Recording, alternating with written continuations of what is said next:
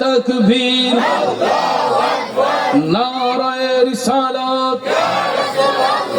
হযরত মাওলানা আব্দুর রহমান রিজভী সুন্নি আল কাদরি পিশা হুজুরের আগমন আমরা সকলে বলি মারহাবা। এতক্ষণ জিনার অপেক্ষায় অপেক্ষমান আমাদের সকলের প্রিয় মুখ, আমার পরম শ্রদ্ধ বড় ভাই মুজাহিদ আহলে সুন্নাত হযরত আল্লামা মাওলানা আব্দুর রহমান রিজভী সুন্নি আল কাদরি সাহেব আমাদের মধ্যে তশরিফ এনেছেন। অল্প কিছুক্ষণের মধ্যেই ওনার সুললিত কণ্ঠে কোরআন সুন্নাহর আলোকে নসিহতপূর্ণ বয়ান দিবেন। সুন্দর সুন্দর জিকিরে সামা আপনাদের সঙ্গে আদায় করবেন। আপনারা সকলেই ধৈর্যের সহিত আপনারা বসেন।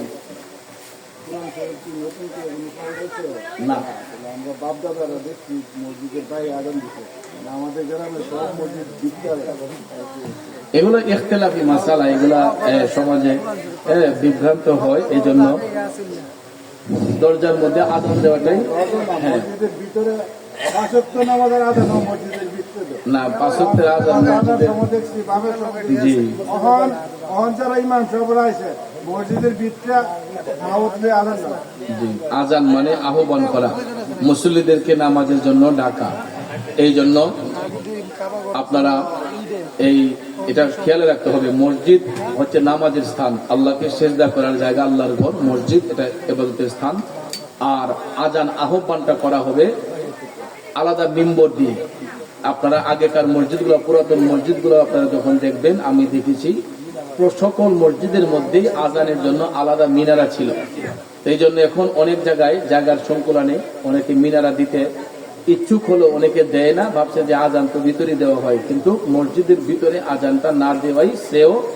তবে মিম্বরের ভিতরে, মেহরাবের ভিতরে যদি দেয় তারপর এটা মসজিদ। মেহরাব কিন্তু মসজিদের অংশ না, এটা মনে রাখবেন। মেহরাব আলাদা, মসজিদ একটা। তো এই জন্য যে মেহরাবের ভিতরে যদি কেউ আপনার আযান দেয়, আহ্বান করে, তারপরে হবে। কিন্তু মসজিদের স্থান যেখানে ভিতরে, সেখানে না দেওয়াটাই উত্তম। বাহির থেকে আহ্বান করবেন এবং মুয়াজ্জিন সাহেবের যে কামরা আছে বা ইমাম সাহেবের যে কামরা, এটাকে মিনারা বানিয়ে আমরা সেখানে দাঁড়িয়েও আযান দিলে হয়ে যাবে। তারপরে এগুলো ইখতিলাফি বিষয়, এগুলা নিয়ে আসলে যারা জ্ঞানগর্ভ মানুষ তারাই এগুলা নিয়ে তাকরার করেছেন, গবেষণা করেছেন।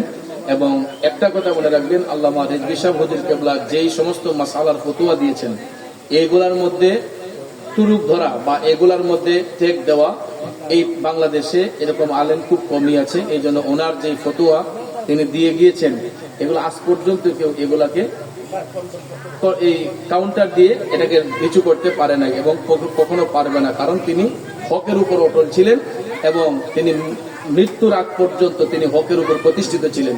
আল্লাহ যেন ওনাকে কামিয়াবি করে এবং ওনার দরজাত বুলন্দ করেন। সকলে বলে আমিন। আমার ভাইজান রিজভী সাহেব হুজুর আলোচনা করবেন, আপনারা সবাই ধৈর্যের সহিত বসুন। বিশেষ করে আমার স্নেহের জুয়েল তাহিরি, সে এই মাহফিলটা আঞ্জাম দিয়েছে। মাহফিলটা হওয়ার কথা ছিল 28 তারিখ, সেপ্টেম্বরের 28 তারিখ, কিন্তু আমি উমরাতে যাওয়ার কারণে একমাত্র আমাকে পাওয়ার জন্য আমার মহব্বতে আমার এই ভাইজান সহ